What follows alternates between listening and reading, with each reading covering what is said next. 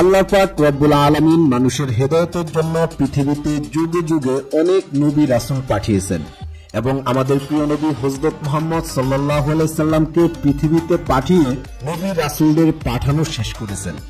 এরপরে আর কোনো নবী রাসূল পৃথিবীতে আসেনি এবং কিয়ামত পর্যন্ত আসবে না। আমাদের প্রিয় নবী হযরত মুহাম্মদ সাল্লাল্লাহু আলাইহি সাল্লাম তার জীবদ্দশায় মানুষের হেদায়েতের জন্য এই মানুষকে সঠিক পথে পরিচালনা করে আল্লাহ তাআলার ইবাদত করে জান্নাতি করার জন্য লড়াই করে গিয়েছেন। এই জন্য কাফির মুশরিকরা আমাদের প্রিয় নবীকে অত্যাচার, নির্যাতন, নিপীড়ন করেছেন। সকল ধরনের কষ্ট সহ্য করে আমাদের প্রিয় নবী ইসলাম প্রচার করে গিয়েছেন। আমাদের বিশ্বনবী হযরত মুহাম্মদ সাল্লাল্লাহু আলাইহি সাল্লামের ইসলাম প্রচারে আবু জাহেল সবচেয়ে বড় বাধা হয়ে দাঁড়িয়েছিল।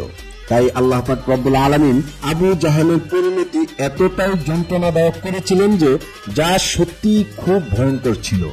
আপনি জানেন কি, দুশ্চরিত্রবান মুশরিক, কাফির, মুনাফিক, বেদুইন আবু জাহেলের শেষ পরিণতি কি হয়েছিল? আজকের ভিডিওতে আমরা আপনাদেরকে আবু জাহেলের শেষ পরিণতি কি হয়েছিল সে সম্পর্কে আলোচনা করার চেষ্টা করব ইনশাআল্লাহ। তাই ভিডিওটি একটু স্কিপ না করে শেষ পর্যন্ত আমাদের সাথেই থাকুন। আর আপনি যদি এই চ্যানেলে নতুন হয়ে থাকেন তাহলে চ্যানেলটি সাবস্ক্রাইব করে পাশে থাকা বেল বাটনটি অল প্রেস করে দিন। আর যারা করেছেন তাদেরকে অসংখ্য ধন্যবাদ। তাহলে বন্ধুরা, ভিডিওটি শুরু করা যাক। আমাদের প্রিয় নবীর প্রচার করা ইসলাম ও মুসলমানদের জাতীয় শত্রু ছিল আবু জাহেল। তার মূল নাম ছিল আমর ইবনে হিশাম। জাহেলিয়াতের যুগে তার নামের উপাধি ছিল আবুল হাকাম, অর্থাৎ জ্ঞানের পিতা। কিন্তু তার অশোভনীয় দুষ্ট আচরণের কারণে আমাদের প্রিয় নবী হযরত মুহাম্মদ সাল্লাল্লাহু আলাইহি সাল্লাম তার নাম রাখেন আবু জাহেল, অর্থাৎ মূর্খের পিতা। আবু জাহেল শিশুকাল থেকেই আমাদের প্রিয় নবী হযরত মুহাম্মদ সাল্লাল্লাহু আলাইহি সাল্লামকে অনেক অত্যাচার করেছেন। সে আমাদের প্রিয় নবীকে একেবারেই সহ্য করতে পারত না। তখনকার সময় আবু জাহেল ছিল আরব ও মক্কার মুশরিকদের বড় নেতা। মক্কার মুশরিকরা আবু জাহেল যা বলতো তাই মেনে চলত। আবু জাহেলের তীব্র বিরোধিতায় ইসলাম প্রচার শুরু থেকে বাধাপ্রাপ্ত হয়েছিল। আমাদের প্রিয় নবী হযরত মুহাম্মদ সাল্লাল্লাহু আলাইহি সাল্লামকে আবু জাহেল তার সঙ্গী সাথীদের নিয়ে মদিনায় হিজরত করতে বাধ্য করেন। ইসলামের বিরোধিতা আবু জাহেল সবকিছু জেনে বুঝে করেছিল, অথচ সে ইব্রাহিম আলাইহিস সালামের ধর্মের অনুসারী ছিল এবং আবু জাহেল সবসময় দাবি করত সে এবং তার অনুসারীরা হচ্ছে আল্লাহ তাআলার সত্যিকারের ইবাদতকারী। অথচ তখনকার সময় মক্কায় আবু জাহেল ইসলাম ধর্ম প্রচারে আমাদের প্রাণপ্রিয় নবীকে অসংখ্য বাধাগ্রস্ত করেছিল। আমাদের প্রিয় নবী হযরত মুহাম্মদ সাল্লাল্লাহু আলাইহি সাল্লাম যখন থেকে ইসলাম প্রচার শুরু করলেন তখন থেকে আবু জাহেল নবীজির বিরুদ্ধাচরণ শুরু করে। বিভিন্ন কাজ ও কথার মাধ্যমে সে বিশ্ব নবীকে কটাক্ষ ও কষ্ট দিতে থাকে। আবু জাহেল সুযোগ পেলেই আমাদের নবীকে হত্যার পরিকল্পনা করত এবং সে গোপনে মদিনায় লোক পাঠিয়ে দিত আমাদের প্রিয় নবীজিকে হত্যা করার জন্য। নবীজি সাল্লাল্লাহু আলাইহি সাল্লাম যখন প্রকাশ্য ইসলাম প্রচার শুরু করলেন তারপর থেকে আমাদের প্রিয় নবী সবচেয়ে বেশি বিরুদ্ধাচরণের শিকার হয়েছিলেন আবু জাহেল ও নবীজির আপন চাচা আবু লাহাবের দ্বারা। আল্লাহ তাআলা আবু লাহাবকে অনেক যন্ত্রণা দিয়ে ধ্বংস করেছেন। একদিন আবু জাহেল মক্কাবাসীদের ডেকে বলল, হে কুরাইশ সম্প্রদায়, মুহাম্মদ কি করে যাচ্ছে তোমরা কি তা লক্ষ্য করেছ? সে আমাদের ধর্মের দোষ ত্রুটি বর্ণনা করে যাচ্ছে এবং আমাদের পূর্বপুরুষদেরকে গালমন্দ করছে। আমাদের সকল বিজ্ঞ লোকদেরকে মূর্খতার অপবাদ দিচ্ছে। তাই আমি লাত ও উজ্জার শপথ করে বলছি, আগামীকাল ভোরে আমি একটি পাথর নিয়ে বসে থাকব। মুহাম্মদ যখন নামাজের মধ্যে সিজদায় যাবে তখন সেই পাথর দিয়ে আমি তার মাথা ফাটিয়ে দেব। ঠিক পরের দিন সকালে আবু জাহেল সত্যি সত্যি একটি পাথর নিয়ে উৎকৃত রইল। এদিকে প্রতিদিনের মতো আমাদের প্রিয় নবী হযরত মুহাম্মদ সাল্লাল্লাহু আলাইহি সাল্লাম যথারীতি নামাজে দাঁড়ালেন। অন্যদিকে মক্কার কুরাইশরা আবু জাহেলের কার্যকলাপ দেখার জন্য অপেক্ষা করছিল। আর যখন নবীজি সিজদায় গেলেন তখন আবু জাহেল পাথরটি নিয়ে অগ্রসর হলো, কিন্তু হঠাৎ সে ভীত হয়ে পিছনে ফিরে এলো। আবু জাহেলের এমন পরিবর্তনে মক্কার কুরাইশরা হতভম্ব হয়ে গেল। কুরাইশদের লোকজন ছুটে এসে আবু জাহেলকে বলল, আবুল হাকাম, আপনার কি হয়েছে? তখন আবু জাহেল বলল, আমি যখন পাথর নিয়ে মুহাম্মদের সামনে অগ্রসর হলাম এবং তার কাছাকাছি পৌঁছাতেই আমি মুহাম্মদের পেছনে ভয়ঙ্কর একটি উট দেখতে পাই। সেই উটের মাথা এবং ঘাড় এতটাই ভয়ঙ্কর ছিল যে আমি ভয় পেয়ে যাই। এরকম উট আমি এর আগে আর কখনো দেখিনি। সেই উট আমাকে খেয়ে ফেলতে অগ্রসর হয়েছিল, তাই আমি পিছনে ফিরে এলাম। পবিত্র কোরআনুল কারীমে আবু জাহেলকে নিয়ে বেশ কিছু আয়াতসমূহ আল্লাহ তাআলা নাজিল করেছেন।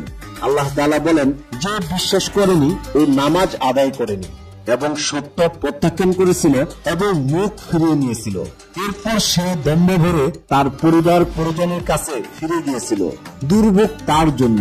আবু জাহেল প্রথম দিনেই আমাদের বিশ্বনবী মুহাম্মদুর রাসূলুল্লাহ সাল্লাল্লাহু আলাইহি সাল্লামকে নামাজ আদায় করতে দেখে তাকে নামাজ থেকে ফিরিয়ে রাখার বেদম চেষ্টা করেছিল। একদা নবীজি সাল্লাল্লাহু আলাইহি সাল্লাম মাকাম ইব্রাহিমের কাছে নামাজ আদায় করছিলেন। তখন আবু জাহেল সেই পথ দিয়ে যাচ্ছিল। নবীজিকে নামাজ পড়তে দেখে সে বলল, মুহাম্মদ, আমি কি তোমাকে এই কাজ করতে নিষেধ করিনি? এভাবে সে নবীজিকে অনেক হুমকি দিল। এরপর নবীজি সাল্লাল্লাহু আলাইহি সাল্লামও হুমকির জবাব দিলেন। এরপর আবু জাহেল বলল, মুহাম্মদ, আমাকে কেন ধমক দিচ্ছ? তুমি দেখো না এই মক্কায় আমার মজলিস হচ্ছে সবচেয়ে বড় মজলিস। বনু মাখজুম গোত্রের কৃতদাস মুসলিম পরিবারদের উপর নির্মম শাস্তি নেমে আসে আবু জাহেলের নির্দেশে।